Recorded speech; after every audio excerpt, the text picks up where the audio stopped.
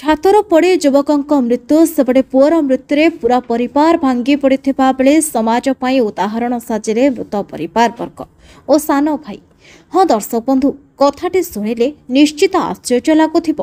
केन्द्रापड़ा जिला गरदपुर ब्लॉक अंतर्गत तिकनपुर पंचायत सदर तिकनपुर ग्रामर कैलाश बेउरा 48 वर्षीय मझिया पुओ प्रमोद बेउरा जड़े दिन मजुरिया प्रत्येक दिन एठी सेठी काम करी निजर तेल ऋण संसार को कष्टे मटे चलाई।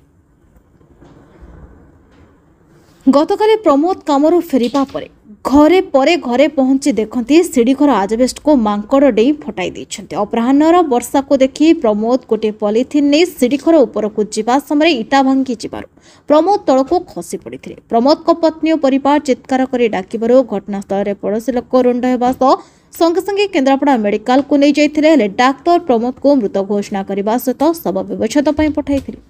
प्रमोद को मेडिकल नहीं आत्मीय स्वजन भाई को डाक्तर किसी सामाजिक कर्मी चक्षुदान कही डाक्तर कहवा अनुजाई प्रमोद को भाई समाज रे दृष्टिहीन व्यक्ति समस्या को नहीं भाईर आखि को दान करते और कांदी कांदी कही मो भाई आखिरे कहीं जड़े दुनिया देखिले मो भाईर आत्मा शांति पाइब बोली कही।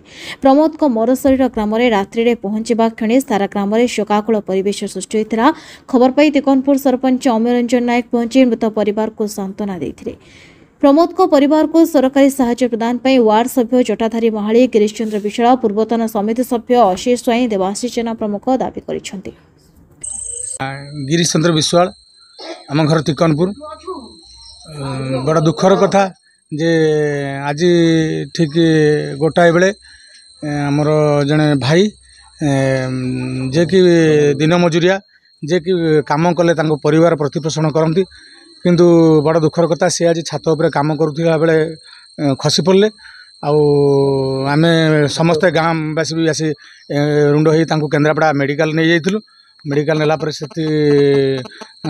डाक्तर मृत्यु घोषणा कले तापर भाईंर धैर्य भी नथिला तेणु जड़े भाई आसी कहले डॉक्टर जे आखि चक्षु दान करने माने एते दुख भितर भी भाई कहले जदि मो भाईर आखि अन्य क्या देहरे जनक लगिले जे दुनिया से देखिपर किसी ना तो आम मानक देखिले कौटी चिन्ह पार तेणु आम चक्षुदान करूँ तो चक्षुदान कले किंतु सरकार आमर एति आम ग्रामवासी मान तरफ नवेदन रहा परिवार प्रतिपोषण छोट पिलाटी तेणु प्रतिपोषण करने विहित पदक्षेप किसी ग्रहण कले आम ग्रामवासी माने खुशी हो।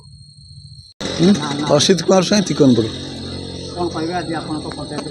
हाँ बड़ दुखर विषय तिकनपुर ग्रामर प्रमोद बेउरा पिता कैलाश चंद्र बेउरा से बिलू जाइए दिन गोटाए 15 मिनट घर को फेरिले देखिले ऊपर मांकड़ भांगी देते आजबेस्ट तापर चढ़ीक पाल पकाती खसीगले तलू पड़ी से मृत्युवरण कले जहाँ परिवार बहुत खुशीर कथा कौन जे मरीगले गोटे गरीब लोक दान चक्षुदान दुटा कर गाँव समस्त माने खुशी जे अन्य जड़े उपकृत हो जिन